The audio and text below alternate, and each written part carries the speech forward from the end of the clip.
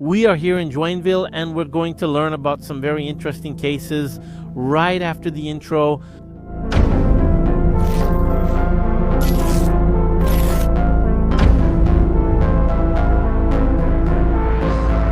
We are here with César Gomes. We just took part in the podcast Opodi Sim, right? And I met César. He was telling me about a sighting, even a video he recorded of a luminous object here in Joinville. Tell us how that happened, when it happened. So actually, we were watching television at home in the living room.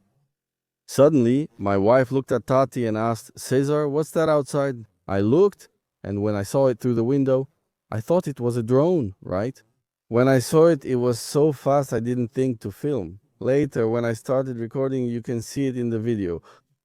I thought it was strange because it was too high to be a drone and too low to be a satellite, right? So I thought it was weird. Then when I started filming, I managed to get an image. When you zoom in, you enlarge the image, you see that it's not something normal. It's not a plane, it's not a helicopter. And the image, you start to see it spinning. What color was the object? Did it have one? A color like this, it's white, right? A kind of light bluish color. And around it, there was a circle. It looked like it was spinning like this. What day was that? What date? It was around the beginning. It was at the end of last year, more or less at the end of last year. It was from November to December. 2024 then? Yes. So I saved that picture. I still have it saved to this day. I missed a bit. I think it's at the very end that he makes a strange move. But it came and stopped. So it's not a satellite. Based on the height, it wasn't a helicopter or plane, and it lacked the navigation lights planes have, the ones that keep blinking.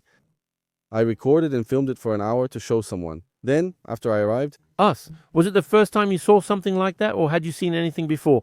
I've seen a similar situation here in Joinville before too. I was coming back to work during the day, nearby on the avenue, by the Beira Rio there.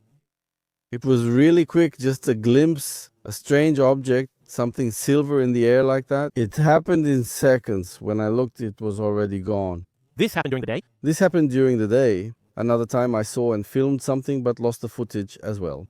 But I think that happened when it was already getting dark.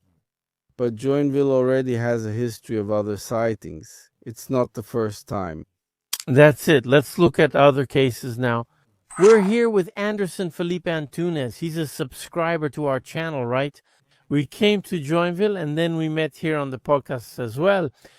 And he has filmed and photographed some strange objects here in Joinville. Tell us how those stories went. So, Edison Boaventura, those sightings I had were during December, specifically on the 16th. I even posted the images in our group, right? There were actually several objects, right? There were two lights like this that appeared on the horizon, okay?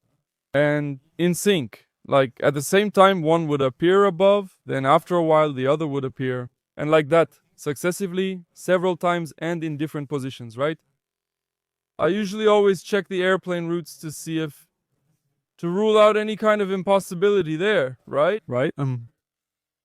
The most interesting part was that during this time, I took a photo, it's in our group, of an orange ball among the white ones, right? It doesn't show up much among the white ones, but the orange one really stands out. And man, that was the trigger. Liv, what did it look like? What did you feel at that moment? Look, it was something unusual, right? We know that on the plane, because I follow it a lot, right? I can tell the difference very well. Actually, because of some of your videos, right? So you know the routes too, right? You know them. Routes? I always check them there. I thought so too recently, but I was wrong. Real planes actually flew by. So it was definitely something abnormal, okay? So, the way it behaved, it was definitely an intelligent object, right? And the route it was taking wasn't a physically possible route for our aviation, right? Oh, it was zigzagging a lot and stuff. I even took some blurry pictures there because it was during that time, but that's what happened. It was intense. Yes, you were... Emotional, right? I got really emotional, right? I'm a fan of ufology, you know? Yes, that was one case that really impacted me. So much so that I posted about it. Man, it was late at night. I kept posting in the group. I was really moved right at that moment, you know? Yeah, we checked it out in the group, right? As soon as he posted everything. And it's really something interesting. Since we were already coming, we contacted you and said, go there, watch the podcast, and then we'll chat. You already tell me directly, so Anderson, thanks for this testimony, right? About the cases and everything. We're going to show you the images. And now I'm going to talk to Joel, okay? Joel is one of the presenters, hosts here at Podsim, and it seems like he has also seen something in Joinville. Let's hear this story. We are here with Joel Naufal, who is from Podsim here in Joinville. He is one of the hosts. He is going to tell us now about a sighting he had when he was very little here in the city. And he saw something related to the unidentified flying object phenomenon. Those lights, tell us how that experience was. Actually, I was taking a technical course, right? And the school where I was taking the course was really far from my house. Zanotto. And there was a day when I skipped class and I took advantage of it, left the course at night and walked home. It was about 1 kilometer from my friend's house who studied with me, and I walked there alone. And I started to notice that there was a star, but it was bigger than the others. I said, oh, it must be a star, the morning star or something. Then I started walking and noticed the stars were following me. I walked into the distance, leaving it behind. You could tell it was a really close object, you know? And when I was almost at the guy's house, the star, it sped up in a way that was impossible to accelerate and disappeared. It was truly unexplainable, since at that distance the speed was about 5,000 kilometers per hour. It moved, it was standing still, then it sped off and disappeared. That was in which decade, more or less? It was the 80s we were talking, right? There were many sightings then, right? There was a lot going on at the beginning, you know, around the 80s. Yes, it was around 80 or 82. 82, yeah, like 82. It was a year when we had 3 unidentified flying object waves, including some cases that happened in Santa Catarina and Paraná, right?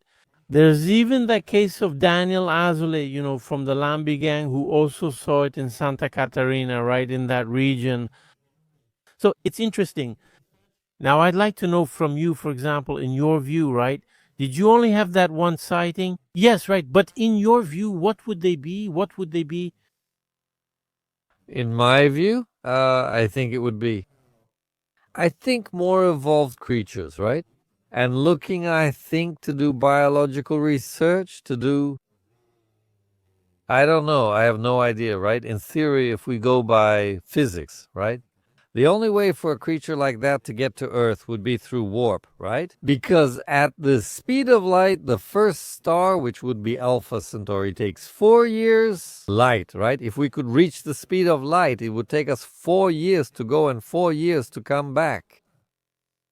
Yeah, and I believe they are beings that come from constellations farther away than Alpha Centauri, but Then maybe it would be some kind of portal or another dimension. Yeah. or a portal or warp speed, like in physics, right? That he gets from, the so-called wormhole they talk about, right? Yes, they make a reverse path, so the distance becomes shorter in theory. But, I believe that's what it is.